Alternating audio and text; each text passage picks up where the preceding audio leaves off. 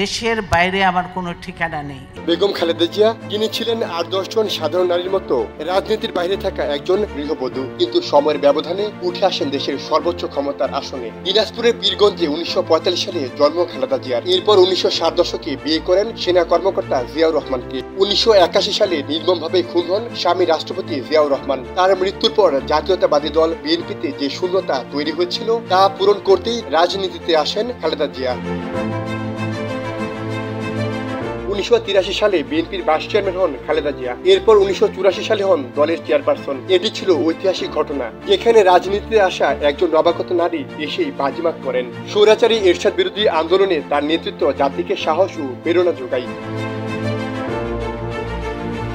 ১৯৯১ সালে বিএনপি জয়লাভের মধ্য দিয়ে বেগম জিয়া প্রথমবারের মতো দেশের প্রধানমন্ত্রী নির্বাচিত হন। এরপর ১৯৯৬ ও ২০০১ সালে আরও ২ মেয়াদে প্রধানমন্ত্রী হন। তার নেতৃত্বে দেশের অর্থনৈতিক অবকাঠামো ও শিক্ষাগত ক্ষেত্রে ব্যাপক অগ্রগতি হয়, কিন্তু রাজনৈতিক বিতর্ক ছিল অনেক।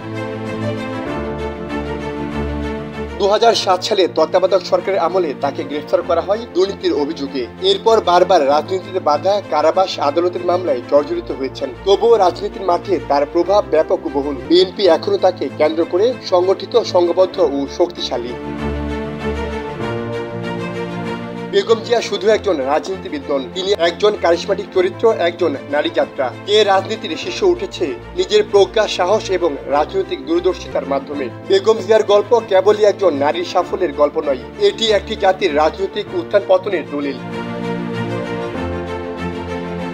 রাজনীতিতে খালেদা জিয়ার অবদান নিয়ে ভিন্নমত থাকতে পারে, কিন্তু অস্বীকার করার উপায় নেই তার নেতৃত্বে বাংলাদেশের ইতিহাসে এক গুরুত্বপূর্ণ অধ্যায় তৈরি করেছে। গৃহবধূ থেকে প্রধানমন্ত্রী, এই রূপান্তর আমাদের বলে দেয় ইতিহাস কখনো কখনো নিজের চরিত্র গড়ে তোলে, আর সেই চরিত্রই হয়ে ওঠেন ইতিহাসের অংশ।